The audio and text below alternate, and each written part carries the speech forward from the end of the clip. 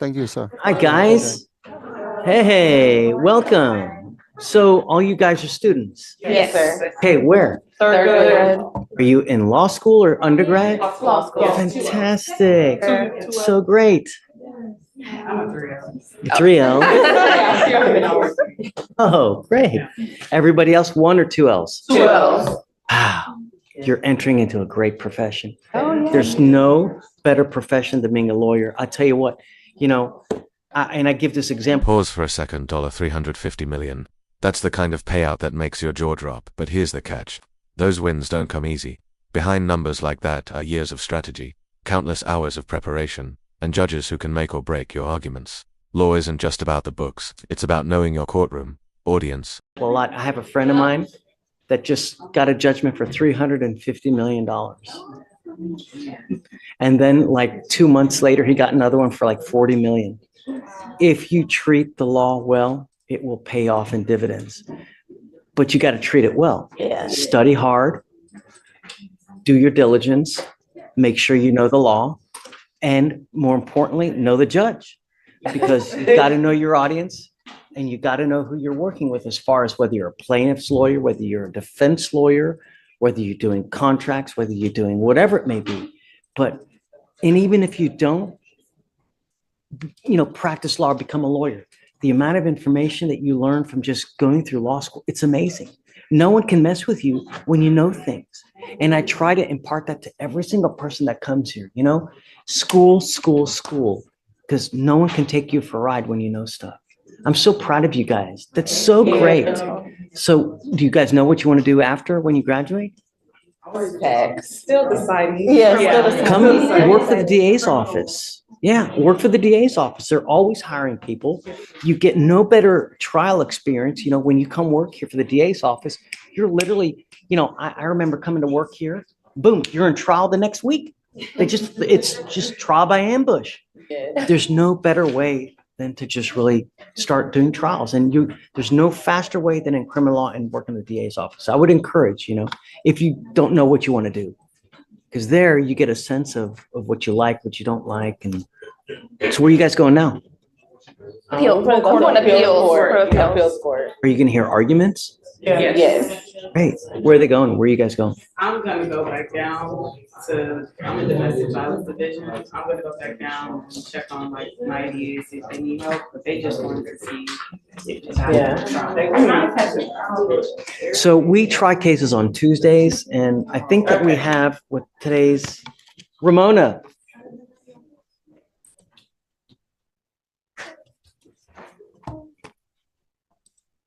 I think we may have a trial. Do we know if we have a trial next week? We have trials. We try what I would say Tuesdays when we do voir dire, and then Wednesdays when we start testimony. You can always reach out to Victoria, our coordinator, and she can tell you whether we're in trial or not. And if we are, and I also Zoom. So you can always catch everything through Zoom. So you don't even have to come here. Just hop on Zoom. And we YouTube as well, so that everybody in the entire world gets to see what we do. Because I think it's just education is just the best thing, and we try to educate everyone. And we do that by putting everything online so that everybody can see what we do every day. Everything's transparent, and it's no better way to educate, Guys, thanks for coming. Thank you so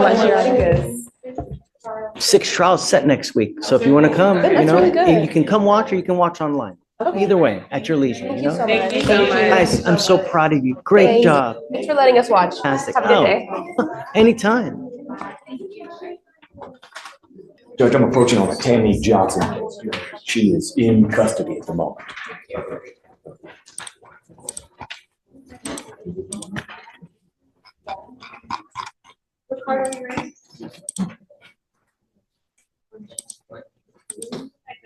Did you get that, Judge? Tammy Johnson. Yes.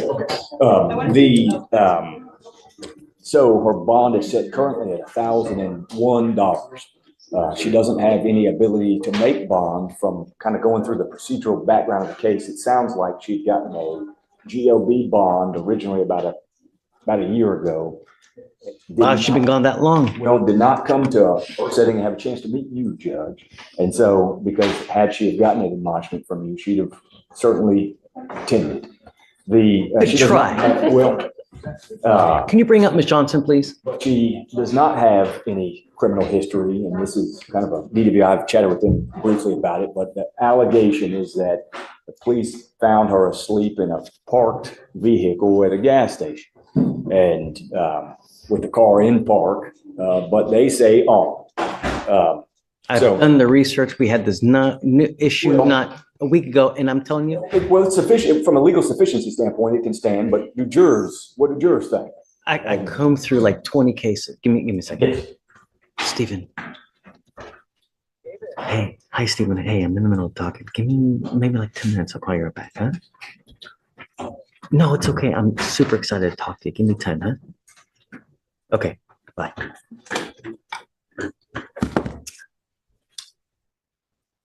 We did the diligence as far as that argument is concerned. My only concern now is that she's been gone for how long, but for this, she would still be wherever she is. This is where things get complicated. On one hand, you've got a woman with no criminal history, a mother who's raised 2 kids. On the other hand, the system isn't forgiving when it comes to missed court dates and substance concerns. What do you think? Should compassion outweigh the rules here, or should the judge play it tough to protect the public? Right? She's got a kind of difficult financial situation. She got family, but she's talked to her family and doesn't have the ability to make even what would be roughly paying $150 to get it. And, but she's 43 with no criminal history. She's got 2 children that she successfully raised to their young adults.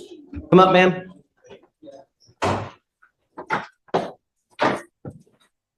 You were Tammy Johnson. How's jail? How's jail? Why do we have jails? Criminals off the street, I guess. Yeah, that's a good reason for sure. Why else? Yeah, she knows. To make sure you come back. And when you don't,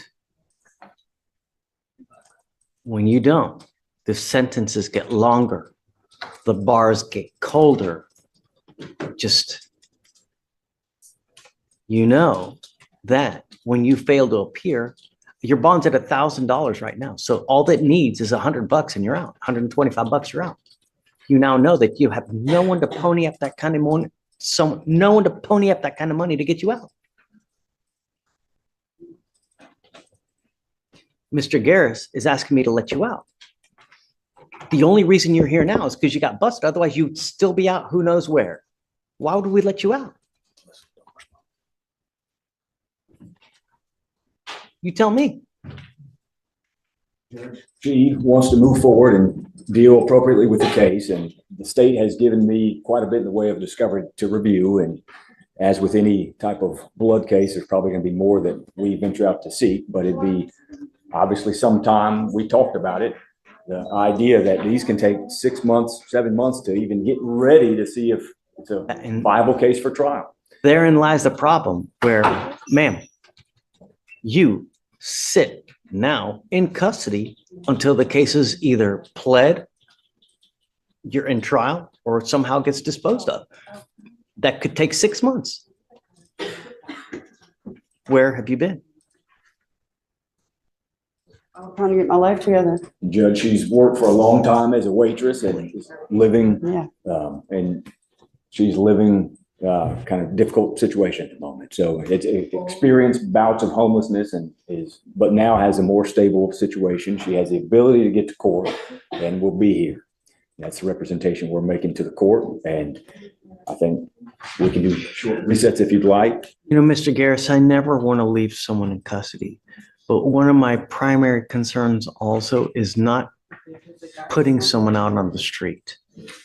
And I'm telling you now, I'm willing to give you another chance, but I'm not gonna put you out on the street if you ain't got nowhere else to go. She does now. She's living in she has a motel that she's living in now, kind of temporary housing. Yes, it's permanent. It's been for a I while. don't believe that for a second. Who do you have in your life that's willing to take you in? I've got that information. Before I had no one, but now I do. But he just doesn't financially have the ability to. The only thing that's changed between now and then is you got arrested. Ms. Johnson, the last thing I want is you to be put on the street where you look like you're going to start using again, because I don't want you to use. If I were to drug test you now, what are you going to test positive for? Discussion about that. Here's the drug. I'm going to drug test you like crazy. And if I find that you're using, then I'm going to keep you. And I'm not going to play this game. You can't even look at me in the eye. Drugs aren't a problem. Stop talking. Don't. Okay. At this point, Judge, I'm going to admonish my. It's okay. That's all right. So, where do you have to go? Judge, let me answer all the questions. She lives in a motel, stable situation, can make her way back to court. And you can do short resets and we'll be here. And that's the understanding that we've talked about and I think would be appropriate at this time would be to give her a chance to come in, and obviously we'll comport with all the requirements that this court installs. And if we have to do testing, we'll do that. And let me make something perfectly clear to you, Ms. Johnson. I don't like it when people plead guilty just to plead guilty to get out. I'm not down with that. And we're not going to play that game here. So if I let you out, I expect several things from you. Number one, that you're not going to endanger my public. That's the first and foremost. Number two, that you're not using alcohol and or illegal drugs. And I'm telling you, I'm going to test you like crazy. If you can't stop on your own, then we will do it my way. And I promise you're not going to like the way that I do it. Do you understand? Sure. Number three, if you don't have a license and liability insurance, you are not allowed to drive. Do you have a Texas driver license? Then you will be signing with me today an affidavit. This is a promise you're making to me that you're not going to drive. And I don't care if Jesus needs a ride to church, you get into a car and drive. I can have a contempt hearing and you'll be facing 6 months every time you drive. Do you understand? Do you want me to give you a PR bond? Can you stop using? Yes, sir. I'm going to let you out and I'm going to have you come back here on Tuesday. And I want you to come back and take a test on me on Tuesday. And I want to know for sure. You've got to understand. You've played Monopoly, right? What do you get in Monopoly to get out of jail? What do you get? You get a get out of jail free card, right? This is the only one you're going to get. You're not going to get another one. Do you understand? So I will let you out now, but I expect you to comport and comply with conditions. And that's it. I'm not asking for much. I'm just asking you to be sober and come back to court and stay in touch with counsel. That's all. thank you, Judge. Of course. Now, we will set her for Tuesday. She got to come back here Tuesday. Yes. You don't come back, a warrant will issue, and we're going to just play the 6-month waiting game while you're there. Because I'm telling you, I don't accept pleas just to get out of jail. All right. Thank you, Judge. Thank you. All right, thank you. Thank you. She can't go yet, though. We need her to sign conditions with, yeah. Mr. Gamble, So, Mr. Payton, sir. gentlemen, both of you are charged with cases in here. Both of you are charged with unlawful carrying of a weapon. You are facing up to a year in jail and or a $4,000 fine. We are going to do probable cause. You have the right to remain silent. Anything you say can or will be used against you. You know, looking at your information, I see that Mr. Payton, both of you guys, and Mr. Gamble are also charged with aggravated robbery with a deadly weapon. However, your felony bond was $10,000 and yours was $70,000. I don't understand why. We will soon find out. You have the right to remain silent. Anything you say can or will be used against you. You have the right to have an attorney present. If you cannot afford one, one will be appointed to you. Okay? On November 7th, 2024, the officer conducted a traffic stop on a motor vehicle after observing it violate Texas Transportation Code 547.602, which requires mirrors, and the officer confirmed 5 traffic citations. The driver was placed into custody for those citations, and the defendant, Payton, was sitting in the front passenger seat where a black extended magazine was observed in plain view between the defendant's feet. Defendants 1 and 2, the second defendant being Gamble, were both detained, and a probable cause search revealed a black backpack found to be concealing 2 semi-automatic pistols with a loaded round in the chamber, not in a concealed holster, and within the wingspan of both defendants, as well as 37.8 grams of marijuana. Tell me about the ag rob. So the ag rob for Mr. The Payton, defendants, same day on 11/8. I just want to confirm, Your Honor.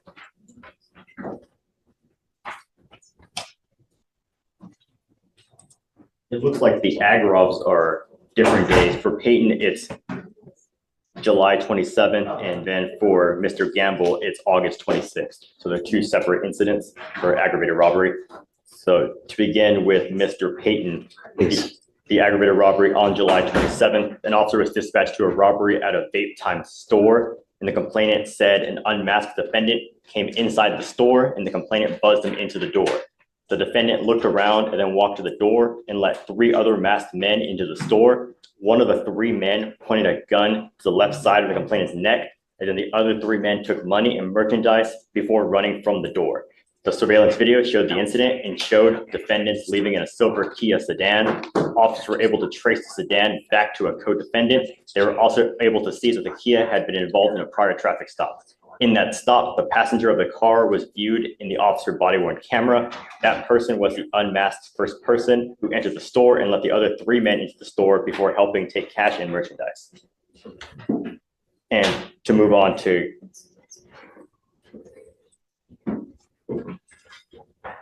yes. There were multiple, I think it was this defendant, Mr. Gamble, was one of 5 suspects robbing vape stores. And there are multiple incidents of the robbery. So we can certainly read PC Judge, which is very long, but we're happy to read it. Is it the same MO where It's more than just a piece of text strapped to your leg. It's a lifeline between freedom and a cell. Judges use it to balance risk and rehabilitation. Question for you. If you were the judge, would you take this risk on a 17-year-old facing armed robbery charges, or would you lock him up to keep the streets safer? And I mean, are we talking about just like an enterprise type situation? Like an engaging and organized? Okay. So I'm just, I give my question is I want to know how dangerous these guys are, and obviously we've got ag robs on both of them, perhaps even multiple stops of ag robs. So Mr. Payton, I'm going to find that there's probable cause to go forward with the case. I'm now putting an ankle monitor on you, and I want to know where you are at all times. And I'm giving you a curfew of 7 p.m. to 7 a.m. I don't want you out in the middle of the night, and I'm barring you from going to any, just got to be careful in this life, man. You got but one. You end up with the wrong person. You hang with dogs to get those fleas. You're going to end up with a 40-year sentence back there. And I'm going to tell you now, living in a 6x9 for 40 years is no way to live life. You know what I mean? It's not. I'm also ordering you not to be in possession of weapons, not to consume alcohol or illegal drugs. If I find that you're smoking weed, you're using anything like that, I'm going to put you in jail. I'll deem you a public danger, and I'm going to make your bond so freaking high. Do you understand me? Yes, sir. How old are you? 17. What do you do for a living? I'm employed right now. Why? I'm trying to get my. I'm now making that a condition of your bond as well. You and I are going to be so close, it's going to be ridiculous. I am making it a condition of your bond that you get your GED, and I'm going to bring you back in 2 weeks to see what you have done to get your GED.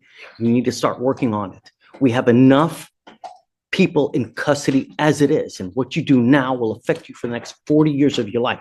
You start acting like a knucklehead out there, you're either going to be dead or with a 50-year sentence, and that's not a way to go through life. Do you understand? I will appoint your lawyer today.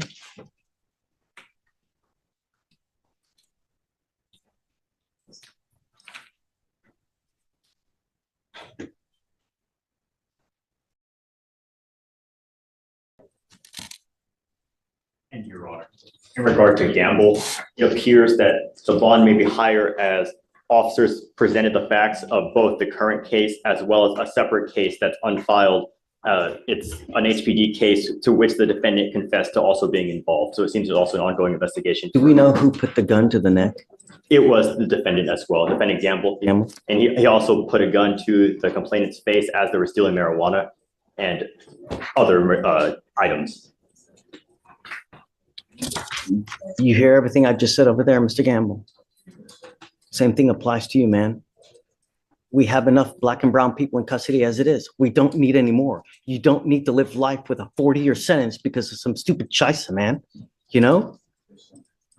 Do you know if you're gonna bond out?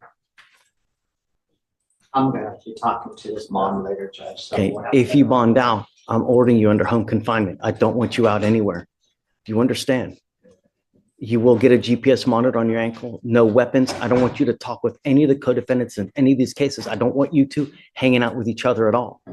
You know, you may be great guys by yourselves, but when you're together, perhaps it's a Tasmanian devil. No thanks. We don't want it. I'm going to tell you both of you now. I will do everything in my power to protect my Houston at all costs. And I don't care if you put you in jail at 17 and you're kicking and screaming and this. No. Do you understand? You were lucky to get out as it is on this type of charge, as it just count your lucky stars now, Mr. Payton. Sure.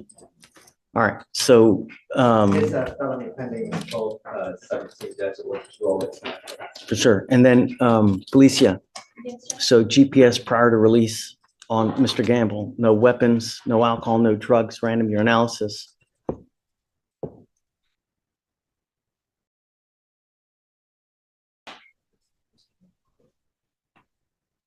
Did you graduate from high school? Yes, he did. You did? Okay. All right, John. So I guess we'll stay in touch with Mr. Gamble. All right, Mr. Gamble, good luck. We'll just keep us in the loop about what goes on. Mr. Payton, I'm keeping you ever so close. I'm not letting you go far. Do you understand? Okay. I need him to fill out an application. Do you mind giving an application? I'm going to give you an application for an appointed lawyer. I'm going to have you sign a receipt of Victoria, and then I'm going to have you meet with Felicia for bond conditions. Then we'll have you take a seat in the jury box.